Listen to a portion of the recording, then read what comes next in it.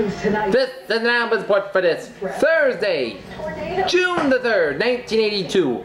Good evening, everybody. I'm Peter Wiggins. Here's what's happening in the nightly business report. Auto sales of the big three automakers rose 10.5% in the final 10 days of May, completed the first full month of increase in sales since September. In the May 21st to 30th period, GM sales were up 15.2%, while Chrysler's rose about 5.7%, and Ford's 0.5%. Analysts, while welcoming the gains, noted that sales are still running far short of the industry's goal for 1982. Some major retailers reported strong sales increases in May, the first in months. Woolworth sales rose 7.5%, Sears 7.2%, Penny 3.9%, and Montgomery Ward 5.3%. Analysts attributed the gains largely to the arrival of spring weather, or reluctant to speak of recovery.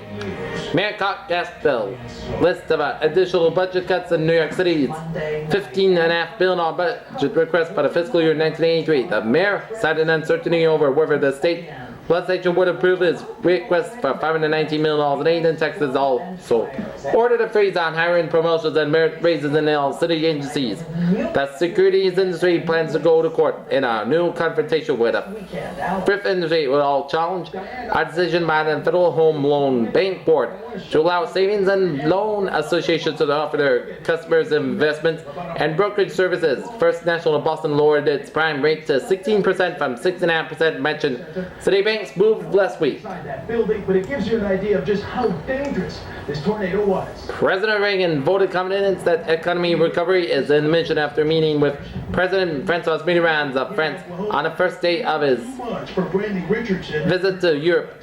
On the eve of the economic summit meeting, European leaders and Mr. Reagan are striving for conscious and stabilization of the dollar and curbing trade with the Soviet bloc. Mr. Reagan's strategy for the summit meeting was said to be focused on limiting credit for the Soviet Union, and he is ready to offer modest concession in return. Secret steel talk by Commerce Secretary Malcolm Baldrige with carbon market and domestic producers could lead to new curbs on steel, but according to the industry sources, the talks were said to be intensified with the approach of a deadline Thursday for a will complaints filed by the American concerns. The Bank of Canada raised its discount rate by almost half a point to 15.87%, its highest level since November. The aim was to shore up the country's $2 trillion. Canada's prime rate now 17%, expected to rise 17.5%. Meanwhile, out west, Mesa Petroleum will take its bid for city's service directly to the company's stockholders, according to Wall Street sources. They said Mesa would probably offer their terms much like those rejected by top management at city service. That bid provided for $50 a share for 51% of the stock if the officers accepted it. Chrysler will earn a profit at the second quarter, and for 1982, the chairman Lee Iacocca told shareholders he said for the profit of the year first since 1967 would come without benefit of the $335 million Chrysler gain from the sale of its defense subsidiary. British Petroleum reported that net income plummeted to the equivalent of $162 million in the first quarter.